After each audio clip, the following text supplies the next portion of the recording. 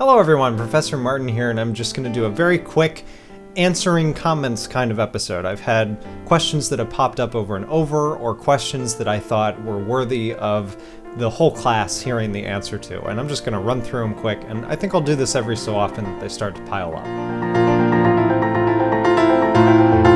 In the first episode where I complained about intros, especially intros that are either at the very beginning of a video or just too long, no matter where they are, Supremo Pete had something to say. I have to agree on intros even on people's videos I do like. After seeing that intro so many times, it makes me just annoyed to have to watch the same clip over and over. I did have an intro once a very long time ago and it sucked, but I got rid of it. Outros, on the other hand, I feel can be a good idea where you can leave some social network info and link to other videos, channels, and subscribe. Pete, totally, completely agree. Outros are a completely different thing. There is no reason that you shouldn't have an outro, especially if you have a lot of content that you think people aren't seeing. I have 4 channels, and sometimes it's hard to drive people from my main channel to the other channels, and having an outro there highlighting some of the most recent stuff from those channels is a very good way to get people over there. If you're on social networks, it's a great place to put your Twitter info. If you're encouraging video responses, you can use YouTube's annotation system to put a link right there to do it. Yes, outros, definitely.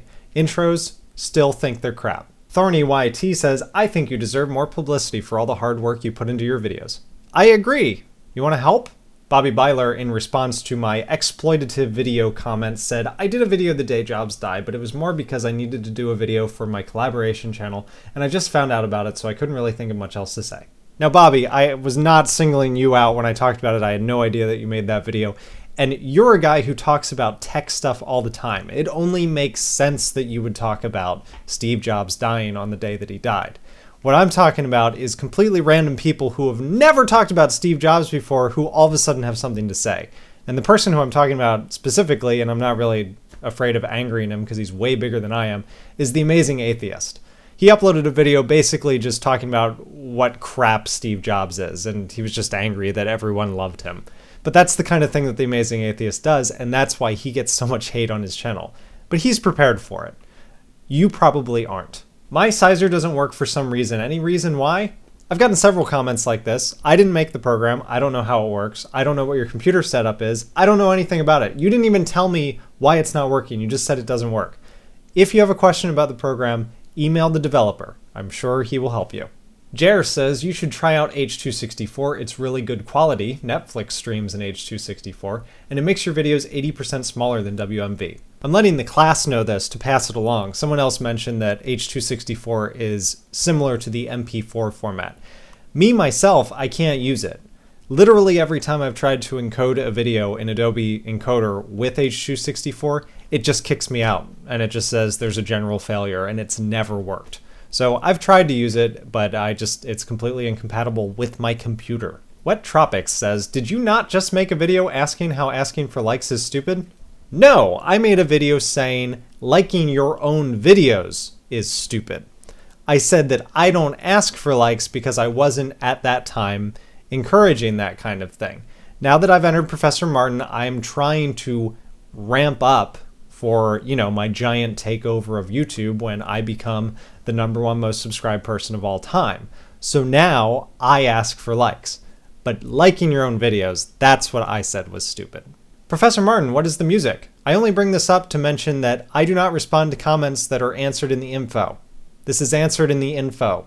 Is Adobe After Effects 5.5 like this? Is it possible to do this with Windows Live Movie Maker? And etc., etc. As I said at the top of the video, Adobe Premiere CS4 is the only editing program that I've used since high school. And anything that's out right now that is not that, I don't know. It's not my area. I can't afford to try all the programs myself. Bobby Byler was good enough to leave this comment. If you're looking for a cheap alternative to Premiere, albeit at the loss of some features, try Pinnacle Studio. It runs about $70.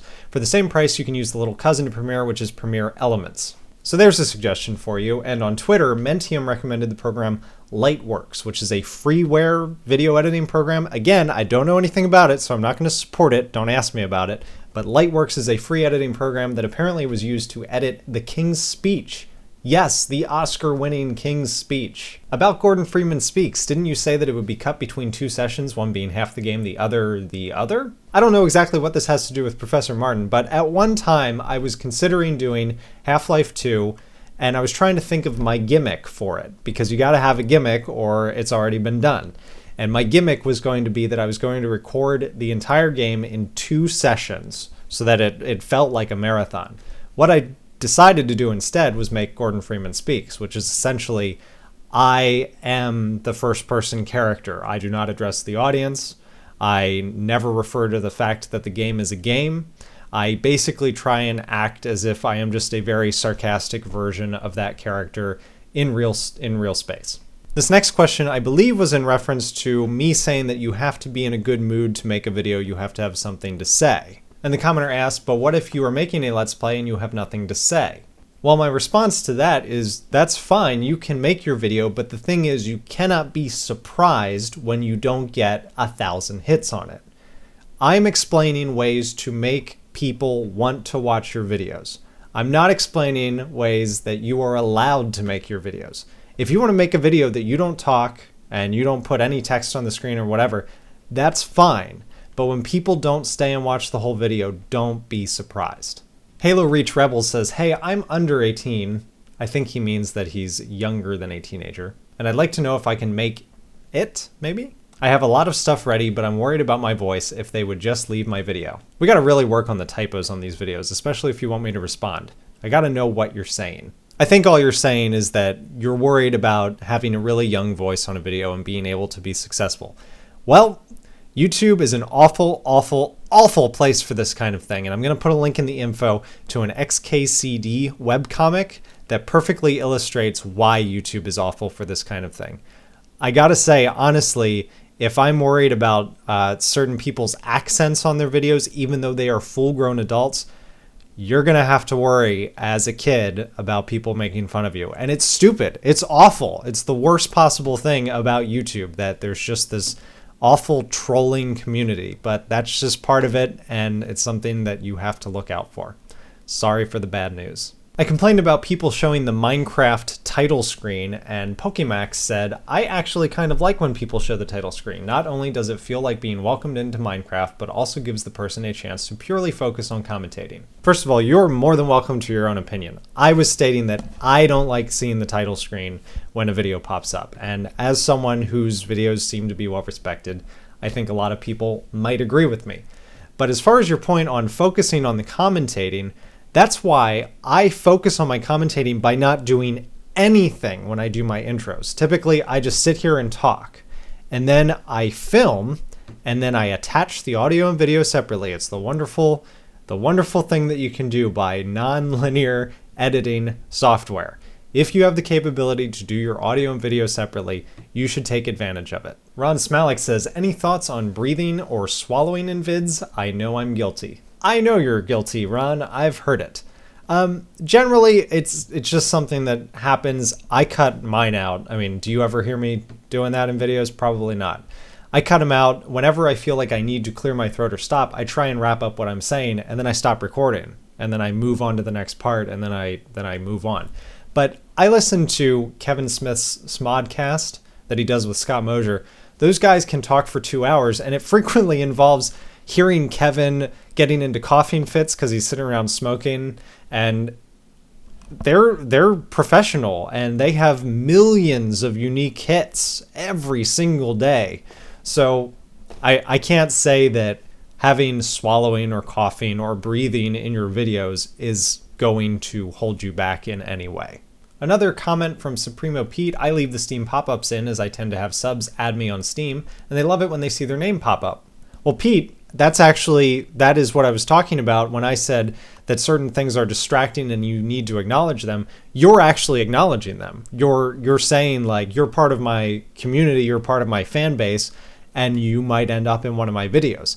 That's fine. That's actually a very interesting way to involve your community. My specific thing was I was doing Gordon Freeman Speaks, which is supposed to be a very Like, you're supposed to be in this experience, and you're not supposed to be thinking about the game. So when I saw one of my Steam pop-ups pop up in the middle of my video, I was just mad about it. But generally, people tend to just let things fill the screen and they don't really talk about it. If you're involving your community as part of it, that's a great way to integrate that distraction right into the video. When I critiqued Omega Rainbow's video, I said that he had a title screen on the top of his video that stayed there for about a half a second, and he said, "The title screen was just some testing for thumbnails. I hate the ones that YouTube chooses, so I'm trying to figure out what to place where to get better thumbnails. Any tips?" I went through the exact same thing you did when I was getting started on YouTube, because my thumbnails often bug me, because I don't know if you've noticed, but I make weird faces sometimes, so every so often I would get a thumbnail that was just like, and that's who's going to click on that, right? So basically, there is no way to determine what YouTube's going to pick for you. I've Googled the hell out of it, and I found nothing useful at all. But I would say extending your intro or burying it a little bit might give you the opportunity to have one of those pop up. Otherwise, you just got to wait until possibly you get partnered. And then you get to do whatever you want with your thumbnails. Super Tortoise Dude says, "I'd like to know how to start multiple series without confusing or turning off your audience." As I said in one of the earlier lessons, the thing about your audience is it's many different people. And breaking your YouTube channel down into series is actually probably a way of satisfying more people than less. You will see lower numbers when you start a new series. You'll see, like, just like with TV, you'll get big ratings up front, and then you'll kind of drop off, and then maybe you'll slowly build it back. And that's just generally the way it's going to be. That's the way marketing works. There's a bunch of hype, everyone wants to check it out, and then some people aren't interested or they're turned off by it. And I don't think you're going to confuse people as long as you keep titles straight and make sure that you make lists. Playlists are a good idea. Video responses are a good idea. I've already talked about that. But generally, you're actually going to satisfy more people by having more series that can appeal to different types of people. I make videos on 4 different channels so that A, I don't overwhelm people with all of my content in one place, and B, so that people can pick and choose what they want to follow. The reason that my drum channel is so underwhelming compared to my main channel is because not that many people are that interested in watching me play a song every day. But some people are, so I give them that choice. And finally, another comment from Halo Reach Rebels. He says, "I want to know about writing script, if that's okay with you."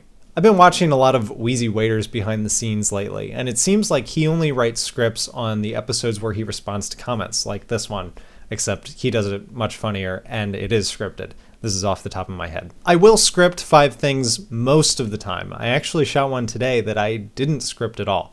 And generally what I'd say about a script is, if you're trying to be funny, you should have someone else read it. If you're laughing, that's a good sign. You should be able to laugh at your own jokes. But you're not the person who matters in this instance. You should have other people critique your work. And 5 things is really the only thing that I ever write a script for. Everything else is off the top of my head, or I make it up and just write an outline and then move from there. Other than that, I don't really know what "I want to know about writing script" means. So if you have more specific questions, please leave another comment or send me an email. That's going to do it for Professor Martin this time. I got to get out of here and start working on some other stuff. I enjoy your comments. I'm sorry that I can't respond to everyone. I hope this did a good job of catching up on all the comments that I've missed over the first 7 episodes. I know I said the next episode would contain the clone special effect, and it will. I'm kind of not counting this as an episode. I have already shot the clone effect thing. That was the Clone Interrupted sketch that I did yesterday on my channel. So you can look for the behind the scenes on that, which will be Professor Martin Lesson 8 tomorrow. Thanks. Class dismissed.